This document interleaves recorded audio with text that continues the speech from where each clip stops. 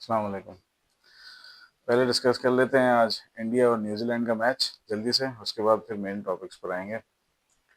India और New Zealand का match जो है भाई, वो जीत लिया पहला मैच न्यूजीलैंड ने, इंडिया ने।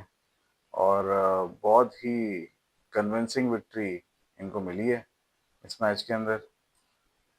इंडिया और तकरीबन 40 रन के आसपास की उन्होंने विक्ट्री निकाली है, 48 रन की। और मैन ऑफ द मैच जो है वो अभिषेक शर्मा बना। अच्छा, अभिषेक शर्मा ने तो जैसा खेला सो खेला। इन्होंने एक नया लड़का डाला है जो कि रिप्लेसमेंट बना है शुभमन गिल का। और शुभमन गिल को रिप्लेस करके ईशान किशन को जो लेकर आए हैं, उसने इस मैच में कोई खास परफॉर्म किया नहीं। अच्छा, जो मैच जो सीरीज है वो तो खैर अभी चलेगी और उसको मैचेस भी मिल जाएंगे, शायद परफॉर्म भी कर देगा। लेकिन मुझे अभी भी लग रहा है कि गेम टाइम जो है वो ईशान किशन को उस तरीके का नहीं मिल पाएगा, क्योंकि अगर वो प्लान्स का हिस्सा था, चाहे वो कम मैचेस खेलता, थोड़े मैच शुभमन ले लेता, थोड़े मैच ईशान ले लेता, लेकिन मेरा ख्याल है दोनों अगर प्लान्स का हिस्सा रहते तो आज जो है उसको आप वर्ल्ड कप के लिए जैसे कंसिडर कर रहे हो तो उसको थोड़ा सा गेम टाइम मिल जाता। अभी उसको गेम टाइम, अभी उसको डायरेक्ट इंडिया की टीम में डालना, सीधा उठा के वन डाउन पोजीशन दे देना, ठीक है उसकी फॉर्म है, लेकिन इंटरनेशनल में डायरेक्ट पोजीशन देके 3-4 मैचेस पे फिर ये फैसला करना कि भाई तुझे हम वो दे देंगे, जगह दे देंगे उसमें, अ, वो इंटरनेशनल क्रिकेट में और वर्ल्ड कप के अंदर, तो वो मेरा ख्याल है उसके साथ थोड़ी सी ज्यादती है। मेरा ख्याल है उसको थोड़ा सा टाइम देना चाहिए था इंटरनेशनल क्रिकेट में। डायरेक्ट लाकर एक्सपेक्ट करना कि भाई तू परफॉर्म भी कर दे, ये थोड़ा सा अनरीजनेबल हो जाता है। मेरा ख्याल है टाइम मिलना चाहिए था उसे, लेकिन चलो खैर बहरहाल अब टीम का हिस्सा बन गया है। टीम बड़ी बैलेंस्ड लग रही है, सारे ही पावर हिटर्स हैं। और कंसिडरिंग कि वर्ल्ड कप भी जो है वो इंडिया के अंदर ही हो रहा है, तो उस हिसाब से एडवांटेज बड़ा ज़बरदस्त मिलेगा इंडिया को। सारी पिचेस की समझ है, सारे हार्ड हिटर्स इनके पास आ गए हैं। एक आधा जो शुभमन शुरू में बन रहा था कि जी थोड़ा सा ज़रा संभल के खेलता है, वो भी उन्होंने हटा दिया, उसकी जगह ईशान किशन को ले आए हैं। तो फायर पावर ही फायर पावर है। और इंडिया शुरू से ही जो है वो इन पे चढ़ा हुआ था। और एक तो अभिषेक शर्मा ने जो नॉक खेली 35 बॉलों पे, मेरा ख्याल है हाँ 35 बॉलों पे 84 रन किए। लेकिन उसके अलावा वैसे भी जो नीचे से हार्दिक पांड्या आया है, हार्दिक पांड्या ने जो है वो मेरा ख्याल है 25 रन बनाए 16 बॉलों पे, उसने भी पहली बॉल से चार्ज किया। तो सभी ऐसी मोड में आए थे कि भाई स्कोर ऊपर मारना है 200-250। और डिस्पाइट इसके कि जो वो था ग्लेन फिलिप्स, उसने थोड़ी अच्छी कोशिश करी, लेकिन मैच फिर भी हाथ से निकल चुका था। अच्छा, मैं एक चीज देख रहा था जो अभिषेक शर्मा की जो है वो मैं बड़ा नोट कर रहा था कि एक जो खेल रहा है, पहली बॉल से आता है, स्ट्राइक लेता है और मारना शुरू कर देता है। ग्राउंड में मैच शुरू होने से पहले बाउंड्री लाइन पे खड़े होकर बॉल को पकड़ के यूं यूं यूं यूं जगल करता है, ठीक है, और बॉल को यूं यूं देखता रहता है। मैं ये समझना चाह रहा था कि कर क्या रहा है ना। एक पहले ऑस्ट्रेलिया में भी देखा मैंने इसको, शायद एशिया कप में भी किया था, अभी भी मैंने देखा ये कर रहा है। ये बेसिकली अपने सेंसेस को ट्रेन कर रहा है to side the ball better and to strike the ball from ball one. जब एक बॉलर बॉल हाथ में पकड़ के बैट्समैन ग्राउंड के अंदर जाके, पवेलियन में नहीं, कमरे में नहीं, ग्राउंड के अंदर मैच से पहले बाउंड्री के अंदर, ताकि उसे आसमान भी नजर आता रहे, क्योंकि मैच के दौरान आसमान होता है, ग्राउंड के अंदर रहते हुए पीछे ग्राउंड के का बैकग्राउंड उसके ऊपर आ रहा है और बॉल हाथ में पकड़कर वो उसे जगल कर रहा है, और फुल तेज स्पीड में जगल कर रहा है, और उसमें वो बॉल को साइड करने की कोशिश कर रहा है यूं यूं नजरें घुमा घुमा के। तो उससे उस उसको शायद वो जो अपने सेंसेस को ट्रेन कर रहा है, शायद जब वो पहली बॉल खेलता होगा तो उसको जो वो जो बॉल को साइड करने वाले, क्योंकि आंख अगर बॉल बॉल आंखों की रेंज में आ गई है तो फिर तो हेड अपने आप चला जाएगा और शॉट भी अपने आप लग जाएगा। तो अपने सेंसेस को ऐसे ट्रेन कर रहा है कि जब पहला बॉल डिलीवर होगा बैट्समैन की तरफ से, तो उसकी आईज और माइंड दोनों रेडी और ट्रेंड होंगे बॉल को फॉलो करने के लिए। तो जब बॉल मूव मूव करती हुई आ रही है, मिसाल के तौर पर बॉल अंदर मूव हो रही है, तो आंखें बॉल को इजीली फॉलो करेंगी और शॉट लग जाएगा। अगर बॉल बाहर निकल रहा है तो क्योंकि आपकी आईज ट्रेन है बॉल फॉलो करने के लिए, और बॉल मिस नहीं हो रही कहीं से भी आंखों से, चाहे जितनी भी स्पीड हो, बॉल रीड हो रही है आंखों से, तो लिहाजा हाथ अपने आप उसको फॉलो कर रहे हैं। मैं ये बात क्यों शेयर कर रहा हूँ, क्योंकि देखें, बात ये होती है कि हमारी टीम जो है ना, वो एक कन्वेंशनल ट्रेनिंग से चलती है। भाई एक ख़ास तरह की ट्रेनिंग कर ली, पावर हिटिंग, और चले गए। कुछ ख़ास शॉट्स हैं जिनकी ट्रेनिंग कर ली और मैच में चले गए। सिचुएशन बेस्ड ट्रेनिंग हो गई, वो भी पूरी दुनिया में होती है, मैच में चले गए। अब ये आ रही हैं नई छोटी छोटी टेक्निक्स, ठीक है ना।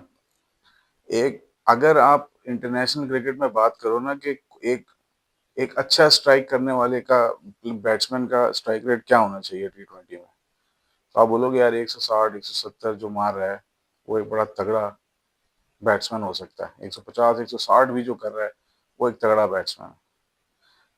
भाई अभिषेक शर्मा जो है, ये भाई साहब जो है, ये तो 250 से नीचे नहीं आते। ये 200 भी नहीं मार रहा, 200 प्लस भी नहीं, 200 प्लस से भी बहुत ऊपर, 240 250। और कई कई मैचेस में तो इसने जो इंग्लैंड वगैरह से हुए थे जहाँ पे इसने 100 कर दिया था 35 बॉलों पे, वहां तो ये 270 पे खड़ा हुआ था। तो कहने का मकसद सिर्फ ये है कि ये मेरा मैसेज है हमारे जो ओपनर्स हैं, साहबजादा फरहान और साइम अयूब, देखो अच्छी चीज़ जहाँ से मिले ले लेनी चाहिए भाई। इसमें कोई ये नहीं होना चाहिए कि जी हम उनसे क्यों सीखें या उनसे क्यों सीखें। एक ऐसी ड्रिल है ये जो कि किसी भी बैट्समैन को हेल्पफुल हो सकती है। इसका इसका ताल्लुक शायद क्रिकेट से कम है, साइंस से ज़्यादा है, साइंटिफिक चीज़ ज़्यादा है कि आप अपने सेंस माइंड को और अपनी आईज को ट्रेन कर रहे हो टू फॉलो द बॉल। और बड़ी ज़बरदस्त चीज़ मुझे लगी, बल्कि मैं तो ये बोलूँगा कि इवन ओपनर क्यों, मिडिल ऑर्डर के प्लेयर जिन्होंने आखिरी के बॉल्स पे छक्के वक्के चौके वक्के मारने होते हैं, उनके लिए बुरी ट्रेनिंग नहीं है। हम आमतौर पे देखते हैं कि प्लेयर जब बैटिंग करने आ रहा होता है, तो आमतौर पे देखा होगा कि मिडिल ऑर्डर के बैट्समैन जो होते हैं वो दो बल्ले पकड़ लेते हैं, और दो बल्ले पकड़ के अपनी रिस्ट को मूव करते रहते हैं यूं करके, ताकि जब अंदर जाएंगे और एक बल्ले से हिट करना होगा तो रिस्ट इजीली यूज टू हो जाएगी। तो सेम टाइप की ट्रेनिंग है ये। जैसे आप अपनी रिस्ट को यूज टू करते हो दो बल्ले पकड़ के, वैसे ही अगर आप बॉल को साइड करने के लिए भी जगल करो और बॉल को फॉलो कर लो थोड़ी देर के लिए, तो आपकी आईज बॉल को फॉलो करने के लिए ट्रेन हो जाती है। शायद यही रीजन है कि वो पहली बॉल से मारता है, वरना पहली बॉल में मैंने नहीं देखा कि दुनिया का कोई भी बैट्समैन आता हो वो पहली बॉल से हिट आउट करेगा। कोई भी बैट्समैन दुनिया का बड़े से बड़ा होगा, ट्रेविस हेड भी होगा, पहला बॉल तो देखेगा, दूसरा बॉल तो देखेगा, तीसरे से मार देगा, लेकिन दो बॉलें तो देखेगा। ये पहली बॉल से जाता है। तो मैं सिर्फ ये कहना चाह रहा हूँ, क्या मैं ये कह रहा हूँ क्या ये करने से साहबजादा फरहान अगर 140 का स्ट्राइक रेट दे रहा है, तो क्या ये करने से शाहजादा फरहान 250 के स्ट्राइक रेट पे आ जाएगा? नहीं, ये मैंने नहीं कहा। मैं ये कह रहा हूँ कि अगर 140 कर रहे हो और अगर आप 20% भी स्ट्राइक रेट इंक्रीज कर गए इस ड्रिल से और 160 पे आ गए, भाईजान पाकिस्तान को आप मैचेस जिता दोगे। सेम चीज मैं साइम के लिए बोल रहा हूँ। भाई आपका हाथ, आपकी रिस्ट अच्छी चलती है, आप यू फ्लिक अच्छा करते हो, आपके ऑफ के अच्छे शॉट्स हैं, सब कुछ है। अगर आपको पहली बॉल पे, साइम क्या करता है, जाके पहले सेट होने की कोशिश करता है। अभिषेक शर्मा अपने सेंसेस को ऑलरेडी सेट करके ला रहा है। This is the difference. तो साइम अयूब भी चाहे तो इस टेक्निक को यूज करके अपने लिए बहुत फायदा ले सकता है, और इसमें बड़ी सेंस है और बड़ी लॉजिक है जो ये टेक्निक मैंने देखी उसकी। खैर, भारत इंडिया ने बहुत अच्छा खेला, डिजर्व करते हैं। अभी आगे भी देखते हैं इनकी जो मैचेस होंगे उसको फॉलो करेंगे। अच्छा भाई, हमारे मुल्क की क्रिकेट में क्या हो रहा है जरा वो भी देख लेते हैं। पहले तो आ जाओ, एक जो बांग्लादेश और इंडिया का जो मसले मसाइल चल रहे हैं, मैं कल वीडियो बनाना चाह रहा था लेकिन मैं नहीं बनाई। मैं चाह रहा था इस पर एक फैसला आ जाए आज, तो देखेंगे फिर क्या उस पर डिस्कशन करनी है। कल इंडिया कल आईसीसी ने बांग्लादेश को ये बात बिल्कुल क्लियर कर दी थी कि आप 24 घंटे में डिसाइड कर लो कि आपने वर्ल्ड कप खेलना है या नहीं खेलना है, वरना फिर स्कॉटलैंड आ रही है भाई आपकी जगह। अच्छा, इन्होंने एक वोटिंग भी करी, और वोटिंग 14/2 की वोटिंग करी, सारी मेंबर कंट्रीज के साथ वोटिंग हुई, और 14:2 के रेशो से, यानी 2 वोट्स मिले बांग्लादेश को, जो कि बांग्लादेश खुद था और पाकिस्तान। बाकी सारी जो है वो वोट जो है वो दूसरी साइड गए कि जी जहाँ पे वर्ल्ड कप के मैचेस रखे गए हैं वो वहीं डिसाइड होंगे और वहीं खेले जाएंगे, और बांग्लादेश इस वोटिंग में हारा। तो अब बांग्लादेश के पास ये डिसीजन था आज डिसाइड करने के लिए कि आया उन्होंने इस वर्ल्ड कप में जाना है या इन्होंने नहीं जाना।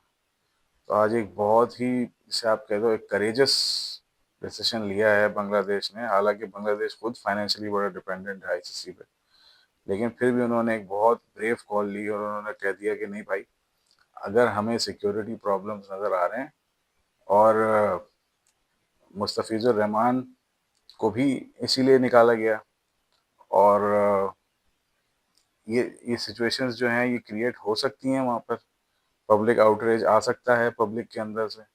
स्टेडियम में मैच होते हैं तो ग्राउंड में पब्लिक होती है, ठीक है। अगर हमें फील हो रहा है कि जी यहाँ पर सेफ्टी नहीं है, तो फिर हम यहाँ पर नहीं जाके खेलेंगे नहीं। अब बहरहाल हम एक्सपेक्ट करते हैं कि आईसीसी जो है वो हमें मौका दे, क्योंकि वो ये कह रहा है हम चाहते तो हैं खेलना, लेकिन हम इस तरह नहीं खेल सकते कि हमें सिक्योरिटी थ्रेट्स हों और हमें सिक्योरिटी प्रॉब्लम्स हो, जो कि पार्टी से आती हैं, वहाँ पॉलिटिकल प्रेशर्स होते हैं वगैरह, तो उसमें हम नहीं खेल सकते। तो आज उन्होंने जो है वो बिल्कुल इस चैप्टर को अपने साइड से क्लोज कर दिया है कि जी हम तो नहीं आते, अब वर्ल्ड कप जाता है हाथ से तो जाए।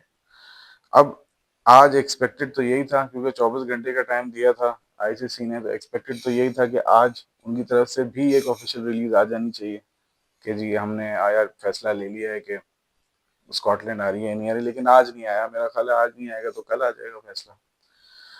अब इस पे पाकिस्तान भी बीच में एक छोटा सा एंटर हुआ, और पाकिस्तान ने बस एक न्यूज़ दी कि जी हम शायद अपनी क्रिकेटिंग एक्टिविटीज़ को जो है वो होल्ड कर दें अगर बांग्लादेश पे फैसला नहीं आया तो, वगैरह वगैरह।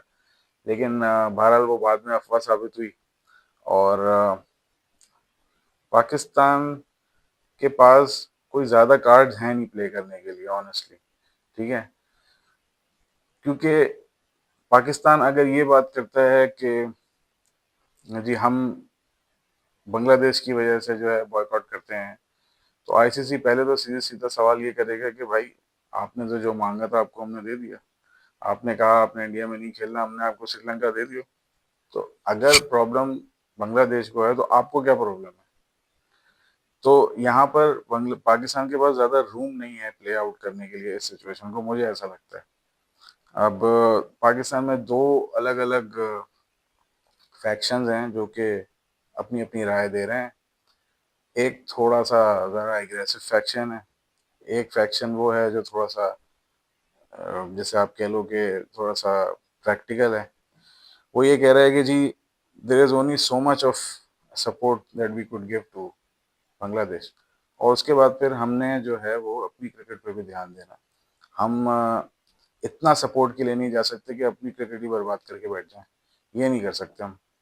तो हमें अब अपने वर्ल्ड कप पे ध्यान देनी चाहिए, और बांग्लादेश को हम जो सपोर्ट दे सकते थे इन ICC through votes, through statements या जो भी, वो हमने दिए, ठीक है। उसके बाद अगर आईसीसी जो है वो आईसीसी पे कोई प्रेशर नहीं आ सका, या कोई सिचुएशन टर्न आउट फेवर में नहीं हो सकी, तो इसमें हमारी गलती नहीं है भाई। हमें अपने क्रिकेट वर्ल्ड कप पर फोकस करना चाहिए।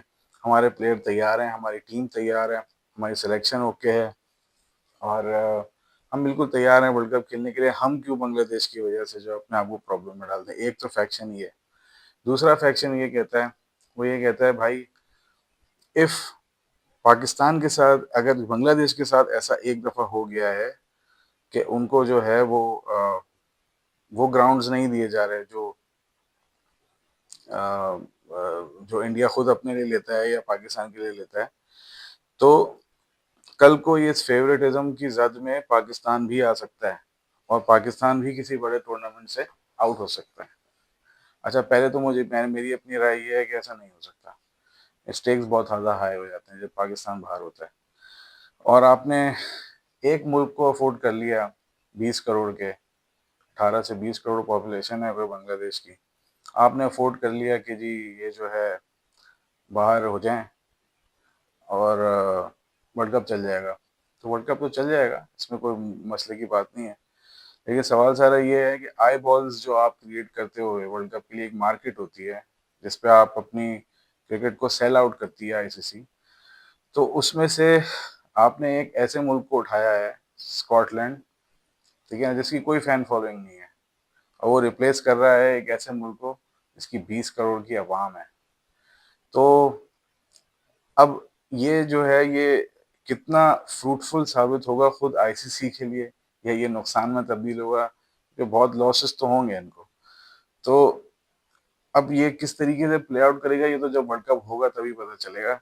लेकिन ये बात कहना, जो यहाँ पे लोग कह रहे हैं कि जी पाकिस्तान जो है वो could be next in line, मुझे नहीं लगता। Pakistan can never be next in line. क्योंकि मसला सारा ये है कि आईसीसी खुद भी क्रिकेट को एक्सपेंड नहीं कर पा रहा, ठीक है, और इंडिया और पाकिस्तान ने भी क्रिकेट अपने ही आसपास फंसा के रख ली है। तो अब ना आईसीसी में इतनी करेज आ रही है कि वो क्रिकेट को आगे बढ़ाए, और कंट्रीज डाले, थोड़ा सा पूल बड़ा करे। 12 कंट्रीज हैं, मैं बचपन से देख रहा हूँ, 10 से 12 हैं। 2-3 ऐड होती हैं, 2-3 फिर माइनस हो जाती हैं, फिर 2-3 आ जाती हैं। 10-12 कंट्रीज से आगे हम वर्ल्ड कप निकल के नहीं दे रहा। शायद इस बार चलो ज्यादा डाल दी है, फिर वही बात है कि कोई सी खास टीमें हैं नहीं, सब एसोसिएट नेशन हैं या कोई छोटी टीम्स हैं, लेकिन वर्ल्ड कप नहीं बड़ा होके दे रहा। तो जैसे होना चाहिए, फीफा में देखो इतनी कंट्रीज होती हैं इन्वॉल्व, तो बड़ा नहीं हो रहा वर्ल्ड कप। और उसकी वजह एक यही है कि मसले कहीं ना कहीं ये एशिया में आके ना, बांग्लादेश, पाकिस्तान, इंडिया, यहाँ पर आके मसले फंस जाते हैं, और इन मसलों को रिजॉल्व करने के चक्कर में ही आईसीसी अपने स्टेक्स बचाता रहता है और क्रिकेट एक्सपैंड नहीं कर पाता।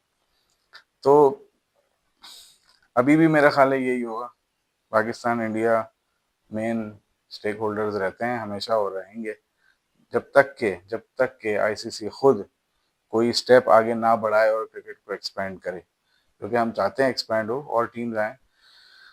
आईसीसी ने ये जो फैसला लिया कि जी स्कॉटलैंड को लेकर आ जाएंगे और इंडिया को जो है वो, और बांग्लादेश को जो है वो रिप्लेस कर देंगे, तो मेरी अपनी पहले एक रीडिंग ये थी, मैं ये समझ रहा था कि क्योंकि पाकिस्तान और इंडिया दोनों को एक दफ़ा आईसीसी जो है वो एकोमोडेट कर चुका है, तो मुझे ऐसा लगता था कि क्योंकि पीछे पॉपुलेशन बहुत बड़ी है, 20 करोड़ की पॉपुलेशन है, 18 से 20 करोड़, तो मुझे ऐसा लगता था कि शायद एकोमोडेशन की तरफ जाएगा, क्योंकि इतना बड़ा स्टेक कॉम्प्रोमाइज़ नहीं करेगा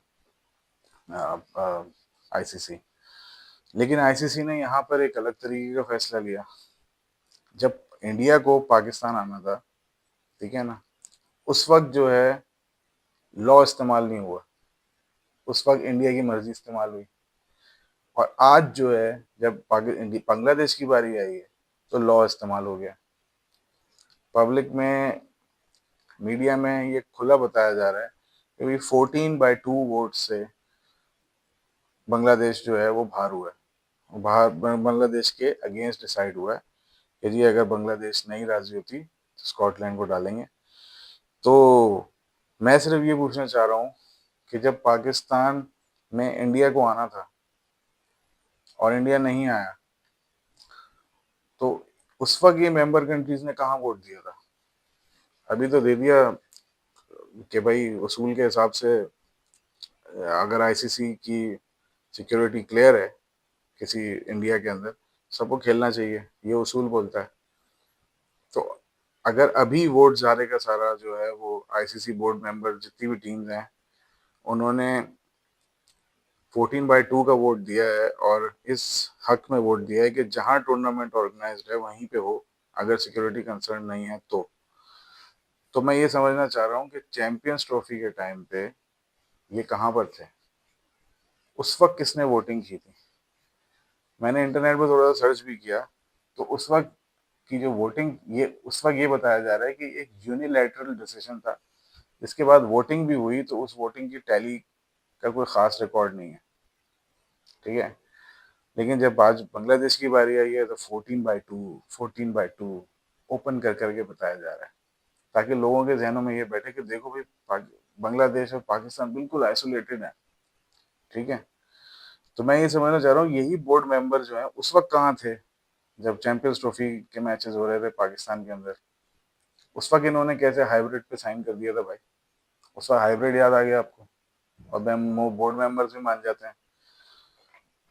मैं तो ये मैं मतलब, अब लोग ये बात करते हैं ना कि जी इंडिया का प्रॉब्लम है, कि जी इंडिया हर चीज को अपने हिसाब से चलाने की कोशिश करता है। अपने हिसाब से तो चलाने की कोशिश करता है, पर ये जो मेंबर कंट्रीज हैं, इनके भी तो दिमाग चलते हैं। ये बिल्कुल कोई नन्हे काके हैं, इनको समझ नहीं आती कहानी कि जी एक जगह इंडिया ने अपनी मर्जी के तहत हाइब्रिड कर लिया, फिर एक जगह जो है अपनी मर्जी के तहत हाइब्रिड नहीं हो सकता एक टीम के लिए। तो बोर्ड मेंबर्स की जो कंट्रीज हैं, मेंबरिंग कंट्रीज जो हैं, ये कैसे इस एक तरफ ऐसे फिर इस तरफ फिर जाती हैं, दूसरी तरफ वहां चली जाती हैं? तो ये अकेला सिर्फ इंडिया का भी मसला नहीं है, मसला इन मेंबरिंग कंट्रीज का भी है। ये अपनी वोटिंग बदलते हैं, और अगर कभी इंडिया ने यूनिलैटरल फैसला ले लिया कि जी हम नहीं आना चाहते चैंपियंस ट्रॉफी में, तो ये मान गए, उनको कोई प्रॉब्लम नहीं है। ठीक है। आज अगर बांग्लादेश ने वही बात कर दी है, तो जी इन्होंने अगेंस्ट वोट दे दिया कि जी कानून बड़ा जरूरी है। तो कानून सिर्फ सिलेक्टिव है। अगर छोटी कंट्रीज पे लगना होगा तो फौरन लग जाएगा, और अगर बड़ी कंट्रीज पे लगना होगा तो नहीं लग पाएगा, क्योंकि स्टेक्स बहुत ज़्यादा हैं। तो भाई सीधी सीधी बात यही है कि पैसा बोलता है, और पैसे का ही गेम है। कानून वानून सिर्फ दुनिया को दिखाने के लिए, और कुछ भी नहीं है। ऑर्गेनाइजेशंस, मैं सिर्फ आईसीसी से ये सवाल करता हूँ कि क्या सारी जिंदगी 10 टीमों में ही वर्ल्ड कप कराना है? 12 मैक्सिमम, 15, 14, 15 कर लो। क्या आपका दिल नहीं करता कि आप टूर्नामेंट को बड़ा करो, और फीफा की तरह जो है ज़्यादा कंट्रीज डालो, क्रिकेट बड़ी करो, ग्लोबल करो? पूरा साउथ अमेरिका है जिसे पता भी नहीं है क्रिकेट है क्या। यूरोपियन कंट्रीज हैं, खेलती नहीं है क्रिकेट, सिवाय एक इंग्लैंड के, और शायद कोई एक आधी कोई और, स्कॉटलैंड वगैरह, आयरलैंड वगैरह। कोई यूरोपियन कंट्रीज क्रिकेट नहीं खेलती। अमेरिका में अभी जाना शुरू हुई है क्रिकेट, अभी शुरू हुई है, पता नहीं अभी क्या उसका फ्यूचर होगा। तो मैं ये सिर्फ पूछता हूँ कि क्या इन उसूलों के साथ आप क्रिकेट चलाओगे? क्या आपने एक को बेनिफिट देना है और दूसरे का नुकसान कर दिया? या तो एकोमोडेशन से चलाना है, एकोमोडेट करना है, तो फिर सबको एकोमोडेट करो।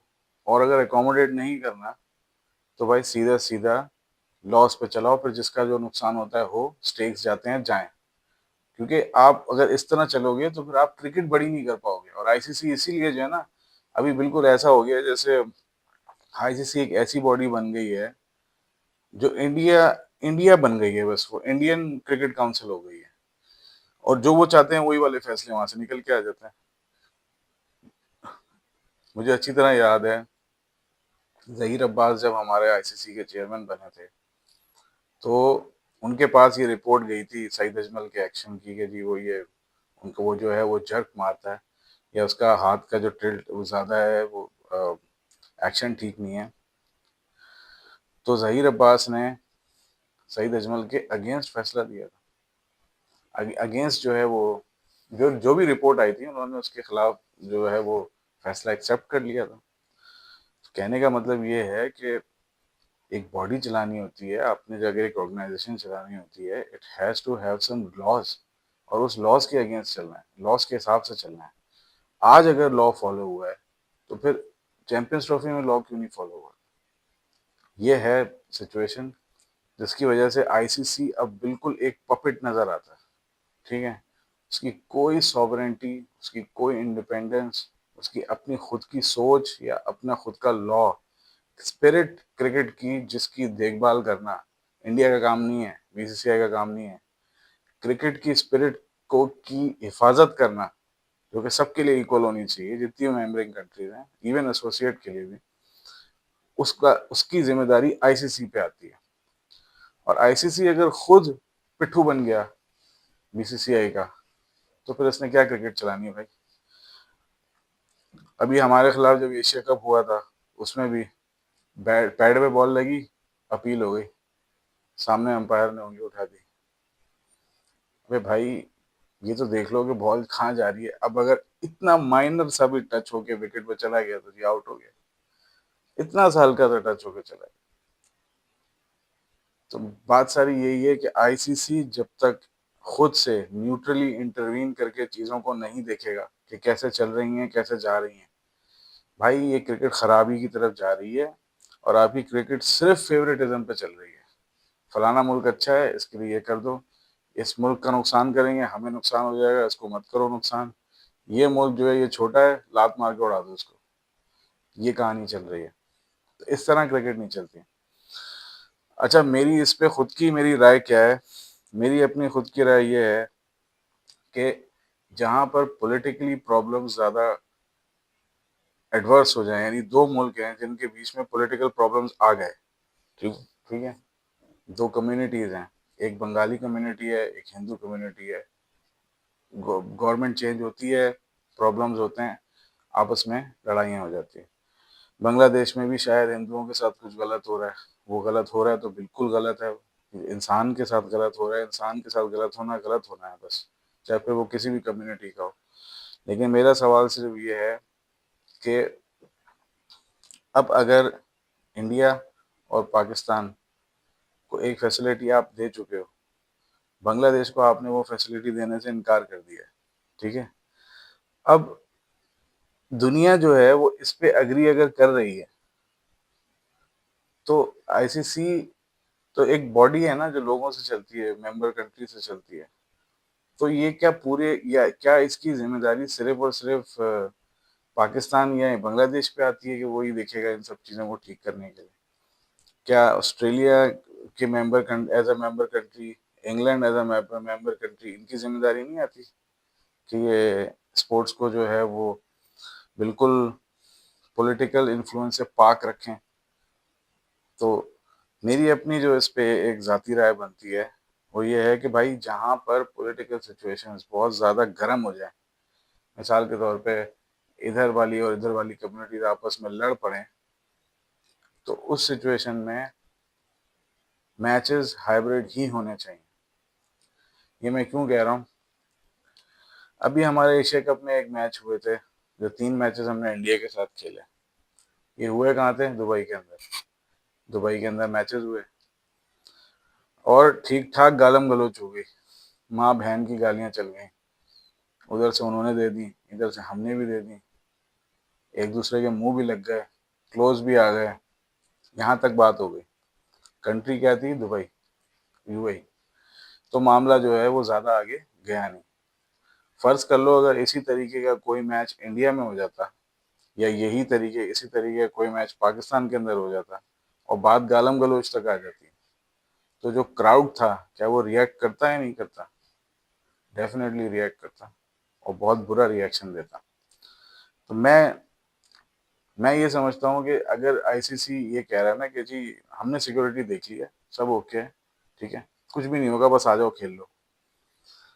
मैं कह रहा हूँ भाई आपने सिक्योरिटी बिल्कुल ठीक देखी होगी, सब कुछ ठीक होगा, फर्स्ट क्लास ओके होगा, ठीक है।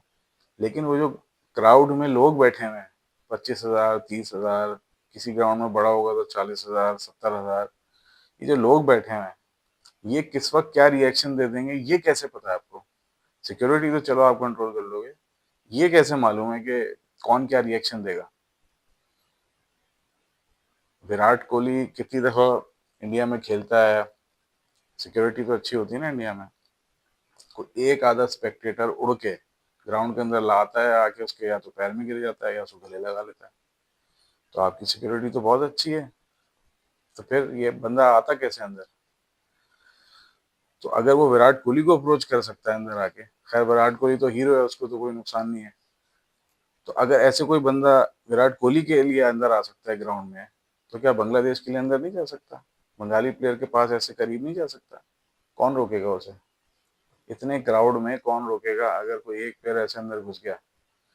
तो जहाँ क्लियरली नजर आ रहा है कि दो कम्युनिटीज, दो कंट्रीज के बीच में हालात बड़े खराब हैं, पॉलिटिकल प्रॉब्लम्स चल रहे हैं, ठीक है, इधर भी मारा मारी हुई है, इधर भी मारा मारी हुई है, दोनों आपस में एक दूसरे की शक्लें नहीं देखना चाहते, वहां पर आप उन्हीं के मुल्क में जाके एक मैच कैसे करा रहे हो? सिक्योरिटी कंसर्न्स तो आप एक एक ओवरऑल जायजा लेके बताते हो कि हाँ यार, ये यहाँ पर ऐसे होटल्स वगैरह, रास्ते का कम्यूटेशन, कहाँ पर मैचेस होंगे, सिक्योरिटी, कितने लोग खड़े होंगे, ये तो एक जनरल सिक्योरिटी होती है। बात हो रही है जो क्राउड का रिएक्शन है, उसे कैसे संभालोगे? अगर वो बिगड़ गया, अब कोई मुझे ये आगे कहे कि नहीं नहीं नहीं नहीं, क्राउड का तो फर्क नहीं पड़ता, तो भाई ये अभी मैसी आया तो था, अब क्या क्या हुआ था मैसी के आने से? मैस हो गया सारे का सारा। लोगों ने खिड़ी सीटें तोड़ दी, जालियां उखाड़ दी, मारा मारी मच गई, एक बंदे की शक्ल देखने के लिए। क्या क्राउड का रिएक्शन कंट्रोल कर पाए आप? नहीं कर पाए ना। तो अगर फर्ज कर लो कि 10 15 20 कोई बंगाली फैंस आ गए, अव्वल तो मुझे लगता नहीं है फैंस आए, तो उनके खिलाफ कैसा रिएक्शन आ सकता है? कंट्रोल करोगे आप? और फिर जो प्लेयर्स अंदर खेल रहे हैं, ठीक है, उनके खिलाफ, उनके अगेंस्ट, या उन पर किसी फैन को गुस्सा आ गया और वो अंदर घुस के किसी को मार दे, या फिर चलो मैं नहीं कहता कि कोई बड़ा नुकसान पहुंचाए, लेकिन एटलीस्ट फिजिकली हर्ट ही कर दे या गाली ही दे दे, ठीक है, तो how will you control that? 50,000 लोगों को कंट्रोल करोगे? और अगर करते हो कंट्रोल, तो विराट कोहली के पास कैसे आ जाते हैं अंदर लोग? वो भी तो कंट्रोल्ड इन्वायरमेंट होती है, वहां कैसे आ जाते हैं विराट कोहली के पास बंदे, और आगे उसके पैरों में गिर जाते हैं या गले लगा लेते हैं? वो गले लगाने वाला बंदा कुछ भी कर सकता है, ठीक है ना। अगर कोई बंगाली प्लेयर के पास ऐसे कोई आ जाए, तो वो उसके साथ कुछ भी हो सकता है, गिवन क्या आपने सिक्योरिटी चेकअप सारे किए, फिर भी ये हो सकता है। और दूसरी बात ये है कि भाई आपने जो उन्हें जगह दी है खेलने के लिए, आपने बोला जी कोलकाता, कोलकाता में आके खेल लो। भाई 1996 ईडन गार्डन्स में कोलकाता के अंदर कुर्सियां जल गई थी, ठीक है ना, बोतलें मार रहे थे अंदर इंडिया के प्लेयरों को, इंडिया का क्राउड। मैं वही बता रहा हूँ, आपने सिक्योरिटी तो उधर भी रखी थी ना, वर्ल्ड कप था वो, सिक्योरिटी तो होगी। तो वहां पर जो है वो अंदर एकदम से आउटरेज होता है और कुर्सियों पे आग लगनी शुरू हो जाती है, क्योंकि सिर्फ इसलिए कि इंडिया हार रहा था, और मैच एकदम से फोरफीट कर दिया जाता है, अबैंडन कर दिया जाता है, और फिर जीत श्रीलंका को दी कि भाई जाओ आप फाइनल खेलो। सेमीफाइनल का मैच था। तो ये कहाँ हुआ था? ये कोलकाता में ही हुआ था। जो भी, जहां भी आप कह रहे हो कि खेल लो आकर, वहां के क्राउड ने ये रिएक्शन दिया था जब इंडिया हार रहा था। और फिर इस हद तक का रेस था कि मैच अबैंडन ही करना पड़ गया, फोरफीट ही हो गया भाई मैच। फिर रेफरी ने जो है वो श्रीलंका के टीम को जो है वो आगे पास किया फाइनल के लिए, वो जीत गया बाद में फाइनल जाके। लेकिन कहने का मकसद सर ये है कि ये चीजें हुई हैं। अब क्या उस वक्त वर्ल्ड कप में सिक्योरिटी इंश्योर नहीं हुई होगी? हुई थी ना सिक्योरिटी इंश्योर, लेकिन आग लग गई सीटों में। क्राउड आउटरेज जो था, वो आपकी सिक्योरिटी की कंट्रोल से बाहर था, हो गया वो आउटरेज, और आप नहीं संभाल पाए। तो मैं यही बात समझा रहा हूँ कि जब आप अपने होम ग्राउंड में इस तरीके का मैच करोगे, और फिर उसमें एक आउटरेज हो जाए, अगर हो जाता है, फर्ज कर लो कि कोई ऐसा मैच लग गया पाकिस्तान बांग्लादेश का, वैसे तो है नहीं, लेकिन अगर पाकिस्तान बांग्लादेश का कोई मैच लग जाता है, या कोई, सॉरी, इंडिया बांग्लादेश का कोई मैच लग जाता है, या कोई ऐसा मैच लग जाता है जिसमें इंडिया हारना शुरू हो जाए, वैसे तो नहीं हारेगा, लेकिन मैं एक सिनेरियो बना रहा हूँ कि इस तरीके की, जैसे 1996 में हुआ था श्रीलंका के साथ, कि कोई इंडिया के से बुरा दिन हो रहा है, और वहां पे रिएक्शन दे दिया उन्होंने बांग्लादेश के खिलाफ, तो क्या कर लोगे आप? तो कहने का मकसद है कि इस तरीके का आउटरीच जो है ना, ये कंट्रोलेबल नहीं है। इसीलिए जब पॉलिटिकल सिचुएशन ज़्यादा एडवर्स हो जाए, परेशानी वाली हो जाए, तो बेहतरीन तरीका यही है कि भाई हाइब्रिड पे मूव करो, ताकि जैसे दुबई की में एक दूसरे को गालियां भी दी हैं, वो भी कंट्रोल हो जाएगा। लेकिन जहाँ क्राउड एक तरफ है, उधर कुछ भी हो सकता है। मैं फिर ये बात कह रहा हूँ, अगर यही जो गालियों वाला मैच हुआ, अभिषेक शर्मा ने गाली दे दी, इधर से शाहिन शाह अफरीदी ने गाली दे दी, हारिस रऊफ ने गाली दे दी, उधर शुभमन ने गाली दे दी, अगर ये सारी चीजें पाकिस्तान में हो जाती हैं, भाई यहाँ तो अजीब जंग पड़ जानी थी। यही चीज इंडिया में हो जाती तो इंडिया वाले तो शाहीन और हारिस को अंदर घुस के मारते। वो ऐसा होता, आपकी सिक्योरिटी जितनी भी अच्छी हो। तो मैं यही बात बार बार कह रहा हूँ कि अंदर एकदम से कोई प्लेयर आ जाता है और आके जो है वो किसी से मिलता है, प्लेयर से। ये तो हमने नॉर्मल देखा है, आईपीएल में हो रहा होता है, वर्ल्ड क्लास ना वो ओडीआई और बायलैटरल्स में हो रहा होता है। विराट कोहली किसे मिलने आ जाते हैं लड़के, अंदर एकदम से बंदा अंदर छलांग लगा देता है। तो ये चीजें नॉर्मल है और ये कंट्रोल नहीं होती हैं। Hybrid was the right solution. अच्छा, इसमें कोई ये भी आगे बोलेगा कि भाई जब हाइब्रिड राइट सोल्यूशन है तो चैंपियंस ट्रॉफी में क्यों आप कह रहे थे कि इंडिया को पाकिस्तान आना चाहिए, उस वक्त भी हाइब्रिड कह लेते? नहीं, उस वक्त हाइब्रिड इसलिए नहीं बनता था क्योंकि पाकिस्तान और इंडिया के ताल्लुकात इतने खराब नहीं थे, ठीक है ना। और ताल्लुकात इस हद तक तो थे कि आप एक दूसरे के साथ मैचेस खेल सकते हो। वॉर नहीं हुई थी, जंग नहीं हुई थी, तो सिचुएशन ऐसी जगह पे फंसी हुई थी कि आप एक पाकिस्तान आके खेल सकते थे, ठीक है। आपका जो अपना जर्नलिस्ट है विक्रांत गुप्ता और वो निखिल नाज, वो पाकिस्तान आए थे। हमने उन्हें वेलकम किया, उनका वीज़ा लगा, पाकिस्तान में आए, उनको हॉस्पिटैलिटी मिली। वो पब्लिक में घूमे, वो मीडिया चैनल्स पे जाके बैठे। तो अगर हमारे बीच में इतनी लड़ाइयाँ और झगड़े होते तो उनके तो वीज़ा ही नहीं लगने थे। तो उस वक्त हम जब कह रहे थे कि पाकिस्तान में आके खेलो, तो उस वक्त हाइब्रिड इसलिए नहीं लगता था क्योंकि मामलात नॉर्मल थे। उस वक्त हाइब्रिड नहीं बनता था। लेकिन जब टेम्परेचर ज़्यादा हो जाए उस वक्त हाइब्रिड ही होना चाहिए। अब ये हाइब्रिड सोल्यूशन मिलना चाहिए था बांग्लादेश को। ये वर्ल्ड कप रिस्की हो जाएगा अगर अल्लाह ना करे बांग्लादेश के साथ कोई सिचुएशन क्रिएट हो जाती है वहां पे। उनका मैच किसी भी टीम से लगा हुआ हो, अगर पब्लिक आउटरीच में आके कोई ऐसी चीज हो गई जो कि बांग्लादेश के खिलाफ चली गई, तो बहुत ज्यादा बड़ा सिक्योरिटी रिस्क क्रिएट हो जाएगा और वर्ल्ड कप खराब भी हो सकता है। उस चक्कर में, उस एक इंसिडेंट की वजह से पूरा वर्ल्ड कप जद में आएगा। इसलिए मैं कह रहा हूँ कि ये बहुत बेहतर होता कि आईसीसी खुद ये स्टेप लेता और हाइब्रिड पे मूव करता है ऐसे। खैर बहरहाल, अब जो ले लिया ले लिया। बांग्लादेश के लिए मैं यही कह सकता हूँ कि भाई आपने बहुत ब्रेव होके, बहुत बहादुर होके ये अपना मुकदमा लड़ा है और आप एंड तक खड़े रहे अपनी बात पे। This is the best thing. जो आप अपने लिए सबसे अच्छी चीज कर सकते थे वो ये थी कि आप अपनी बात पे खड़े रहे, ठीक है ना, और उससे हिले नहीं। अगर आप सोल्ड आउट हो जाते इस बात पे कि नहीं जी वो हो, हमें तो खेलना बड़ा जरूरी है, हम तो जाएंगे, तो फिर ये सारे का सारा जो हुआ है ना, ये सब तमाशा लगता, आप ही का किया हुआ। लेकिन क्योंकि आप अपनी बात पे खड़े रहे, आपकी बात में दम नजर आया है, ताकत नजर आई है, और आईसीसी को आपने सिर्फ खुद नुकसान नहीं उठाया, आईसीसी को भी लॉस मारा है।